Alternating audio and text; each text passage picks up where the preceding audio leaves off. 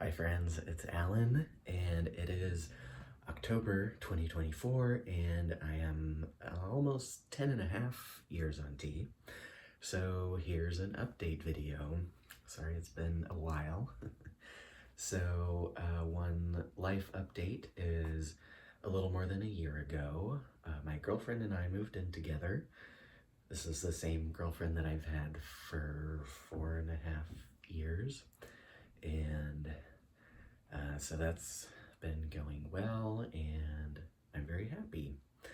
And, on that note, actually, I just feel like I want to make the comment that I hear from so many trans guys, whether as they're deciding whether they need to transition or after they've transitioned, that it's common to have this fear, which can be a really deep, like, terror type of fear that no one will love you or want to be with you as a partner, and people won't find you attractive or something. And I went through that fear sometimes, and I just want to tell you, in case you haven't seen through my own example, my life, that that is not the case. As you know, if you've watched my videos, I dated a number of women after I transitioned, and I went on dates, like dates that didn't go anywhere, but not because of me being trans, like for other reasons. So it is very possible, or totally possible, to date and find multiple people that would be into you and love you for who you are. And and as I mentioned in a recent quick video, I went to Camp Lost Boys, which I'm going to make another video about with more detail. But so this was like 160 trans men or something, which was amazing. And so many of them, I feel like maybe, I wonder if it's like more than the general population or something, have partners. It seemed like almost everyone I talked to had a partner. Probably most just happened to be that they had women partners, but some also had men partners, and or non-binary partners, or whatever, any kind of partner. So it is completely possible to find people to date and a partner that loves you for who you are as a trans man. So I wanted to make sure I say that. You don't have to be afraid. So yeah, it's going well, living with my girlfriend, and we have a wonderful, cute little house in a duplex, and we live in a beautiful place. And so that's been great in the last year. I mean, we have our issues, as most or all couples do, and we each do our own individual therapy, and we've been doing couples therapy, just to help with some of those difficult things that all couples have. So that has been really great. I would totally recommend couples therapy. It's not just for if you're on the verge of a breakup. It can help prevent getting to that point. So yeah. And changing modes now for physical stuff related to transition, or it's really just related to aging at this point.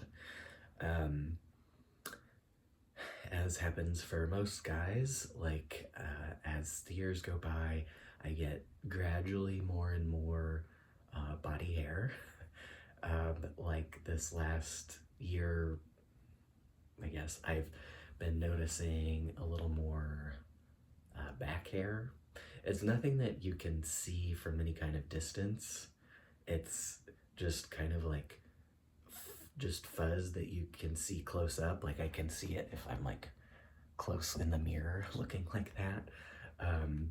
But there's like a little more fuzz. It's like a little thicker, a little darker, a little more visible to the naked eye.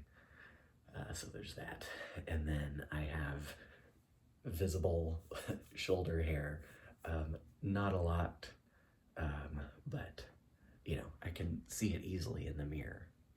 So there's that. And I have more chest hair, which I feel very good about. I'm like a lot more into it than I would have thought, you know, when I was trying to imagine what this stuff would be like before transition or early in transition. You could actually see it on camera. So I feel good about that and am looking forward to it gradually increasing over time. What else? Oh yeah, so in other hair-related news, something that I've been experiencing for most of the time since transitioning, but I can't remember if I mentioned it, is so with the increased like thigh hair, it's quite common for like underwear, like boxer briefs, or I mean even just shorts, like not underwear, to the seams kind of get caught on the thigh hair and can pull it, which hurts. So that's a pain, but it's okay.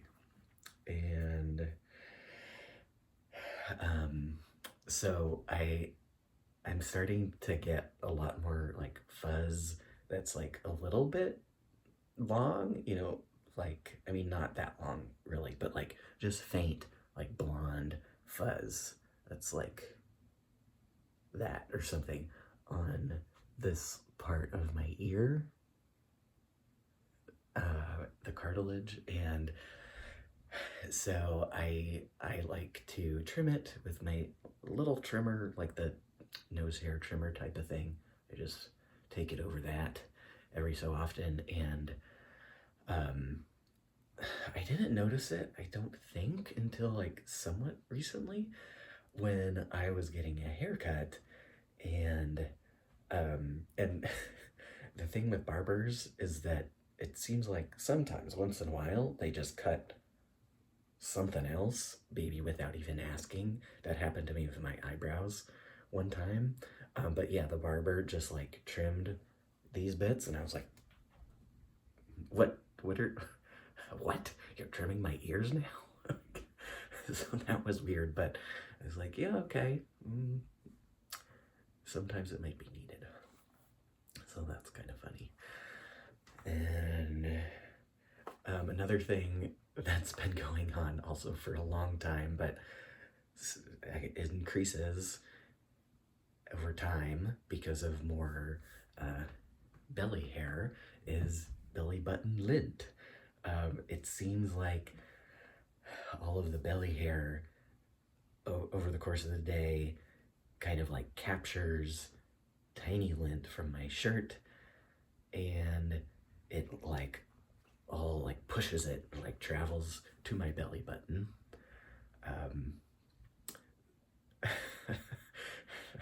So yeah, so like if I take my shirt off for whatever reason, like if I'm outdoors at the beach, which I almost never am these days, or like with my girlfriend or something, I need to remember first check the belly button lint, because it feels embarrassing to, you know, have my shirt off with my girlfriend or something and then later discover, oh, there's like lint in there. I mean, it's like the kind of lint that's in the clothes dryer. It's like a little bit of that. So there's that. And another thing is, in the last 6 months or something, I feel like I've had more tissue of some kind, like in my chest. Take my shirt off. Mostly on the left side. Like maybe, I don't know if you can tell that there's like something there. And so I have certainly gained some weight over the last several years. So I'm not sure if it's just related to that or um, if it's hormone related and if it's like a little more breast tissue that's growing. Because with top surgery, the surgeons almost always leave a little bit of breast tissue. I think because cis men have a little bit of breast tissue, and if you don't have that, it can look like unnaturally, quote unquote, flat or even like caved in a little, depending on your anatomy. So, anyway, so I know that I have some breast tissue left in there. So I'm like, is it growing? Like, what is it? And I did have the doctor look at it, and I did get an ultrasound, which came back normal, so that's good. But I'm like, well, then what is it, and can I get rid of it? Because I feel really uncomfortable about it, even though it doesn't look like much. It does really bother me. So I don't know if it's fat, but it doesn't really feel like fat because it has a texture to it. I don't know if it's lymph tissue, at least in part, but I kind of feel like it's breast tissue. So I did ask my doctor to do blood work to check my hormones, and they're okay. It seemed like my estrogen was a little high. It was a little bit out of whatever range was tested. I guess I assume that was the men's range. I asked my doctor, like, is that a problem? Like, what is the women's range for this particular blood test? And she didn't tell me. She was just like, no, it's fine. So that was frustrating. And the test was apparently for estrogen specifically, but when I've had female hormones checked in blood work in the past, it was always estradiol, so I couldn't do a one-to-one comparison, which was also frustrating. But my doctor was like, well, do you want to increase your testosterone dose and see what happens with that? So I was like, I guess I'll try that. And I made sure to say, like, I'd want to have my hormones checked again in a couple months. So that's what I'm going to do. And I want to specifically ask her, can you include estradiol so I can compare it to the past? So yeah, it's like, welcome to being trans. We experiment with things. It sucks. So, we'll see. And speaking of my chest, I do still feel more upset about my scars than I did maybe in the first several years or so. I'm just tired of it. But I'm still okay with taking my shirt off at the beach and stuff. I mean, still certainly self-conscious, but not to the point where I would stop doing that. And I feel upset about, now I think I've said this before, like how the surgeons, there were a couple little things that it seemed like I was the first or one of the first patients that they did these things. And so I want to tell you, like, really think twice, or maybe do not do things if it's the surgeon, like if the surgeon is early on in doing whatever it is. I do not at all recommend that, even if it's something that sounds good. Like, I had the clear scar strips, like the wide things, I can't remember what they're called, that were supposed to really minimize the incision scars. That did not work for me personally, and I feel like the tape might have like pulled so that when my skin stretched, the stretching went right to the nipples because there was no give in this area because of the tape. So I wonder, did that contribute to fucking up my nipples? And I'm sure I mentioned this before, but like right after I went to the surgeon a week after surgery and they took all the bandages off, they were like, so we're trying this thing where like you wear, when you just have the like very simple minimal bandages like the gauze that you wear after the first week. So we're trying this thing where you wear a binder, like a ace bandage type of thing, over your chest. And within the first couple or few hours of doing that, my nipples were like bleeding through the gauze because the binder was kind of, coming down a little bit. And so that's a really dumb idea to have just the thin gauze and then some kind of like compression thing that is probably like shifting around a little. So I like did that in itself just totally like fuck up the skin grafts of the nipples. So I'm just really mad about that. And who knows, I don't know if I'm just prone to really bad scarring in the chest area. I know that the chest and back and also like ears are the areas that can be really prone to keloid scarring in people who are prone to it. So it might have happened regardless. I don't know, but it sucks. But I found out from a local trans guy that there is a local woman around here who does tattooing for women who have had breast cancer, and she's interested in branching out to trans men. So that's really cool. So I might look into her. I have heard that tattoos don't necessarily take well in scar tissue because it's not normal skin, but maybe I'll talk with her and see what she says. I felt like I was gonna say something else. Anyway, yeah. So sorry this is very long already, but important stuff. I want to make sure I get it all in.